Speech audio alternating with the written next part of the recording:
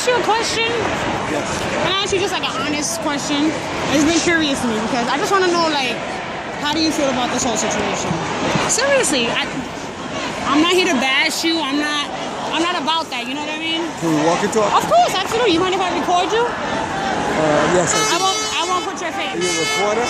Oh, no. I'm here with my family. I'm not a reporter. I'm not here to bash you. I just genuinely want to know. If it'll help you, I'll tell you. You know why I want to know? Because I'm the type of person, I like to, before I judge, I don't judge anybody, first of all. But before anything, I like to get your point of view, your point of view, your point of view, and your point of view. You know what I mean? Because it makes you open your mind to see how you think about that. I don't know how you feel. You could be a man that's like, you know what? I don't give a fuck. Or you could be like, you know what? This breaks my heart. I go home and damn near brings tears to my... It could be anything, you know what I mean? So that's why I've been trying to pick out a good person to question. What's the question? I just asked you, how do you feel about this whole situation? Are you a NYPD officer or no? Yes. You are? Okay. Community Affairs Officer. Well, how do you feel like with everything going on, you being an African American, do you have children? Of course. How do you feel if maybe that was one of your children? It's not going to be one of my children. But you can't say that. It's not. Oh no, I'm not wishing that upon your children. But what I'm saying is, you can't just automatically assume that it can't happen, because it can happen to anyone. I'm not speaking for NYPD. Oh, absolutely. I'm not speaking for other officers. What's your name if you don't... Harris? Officer Harris. Dion. Nice to meet you. I'm Jessica. Nice to meet you, Jessica. Nice to meet you. All right, but I grew up in the 60s. I never wanted to be a police officer. My first, the first memory that I have of New York City police officers is me and my sister walking down the street in Brownsville, past two gentlemen, and one of them kicked my sister dead square in the behind. Kicked her to the ground. And then tried to go after me. This was in the 60s. Wow. Right? Because we passed them on the changed. street. And I had hate in my heart for a long time. A long time. Now, I don't. I know how to forgive it, and I know how to, my understanding of people and how they are has changed my way of thinking as far as, especially with dealing with people. I wish a lot more people could think like you, you know, because all it is opening up your mind and, right. But you gotta understand, you gotta move more. The more, it's gonna change. It's gonna change. I'm very impressed with this. Oh, I'm super impressed. Like, this is so peaceful. I haven't seen anything like this. How long have you been on the force? 20 years. Really? Oh, wow. Okay. And you're the only one, like, in your family that's on the force, or do you have family members? No. Okay. But you still didn't give me an answer. I'm telling you. I see you backtracking. I'm saying I never wanted to be a police officer. Yeah, what made you do it then? Becoming a police officer are strange. I just finished explaining this to some kids in the park.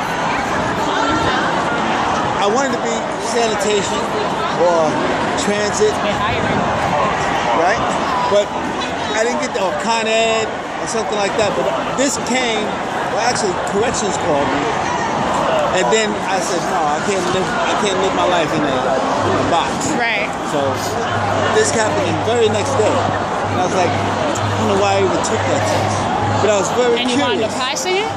Yeah, I took it and passed, but when they called me, I had to make a decision. At the time, I was working Richardson Tunnels. I was collecting tolls. Right. So I was curious to see about policing. So I said, let me go through the training and see what it's about. Right. By the time I finished the training, I was going to quit. But I said, you know what? Some friends that I had that were police officers, like, go ahead, go to a precinct. Don't go work down in transit. You'll work in a community that you grew up in, and I did. And I was very glad I did it because I was able to help. Do they normally do that? Like, do they normally place you in your, like... They didn't, no. When you're coming out, they give you a wish list. Pick 3 places that you want to go. And you're lucky if you get one. And I got one. Okay. And I was glad that I was able to do things in that community for people that I knew needed and create some programs. Right.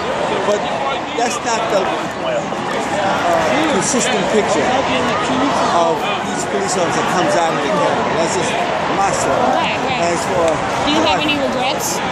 No, I don't. I I'm glad I did it. And I'm glad it's almost over. Would you encourage any of your children to become an officer? Well, yeah, I spoke to my daughter about it. She thought about doing it. And she took the now. She didn't take this one. She's thinking about it. I told her if she does it, I'd rather she came in and went to through the ranks.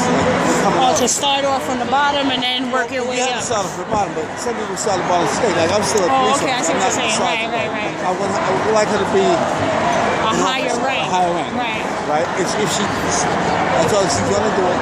That's what she has to do. Right. But she's like, well, I can do it like you do it. I said, yeah, but you remember me dragging you with me to a lot of things that I did, bringing you to the precinct, and then like once they became teenagers, that was it. They're like, okay, guys, we'll stay at home.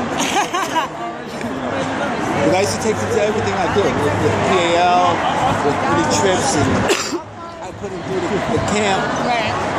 But they got away from that. So now they're doing their own thing.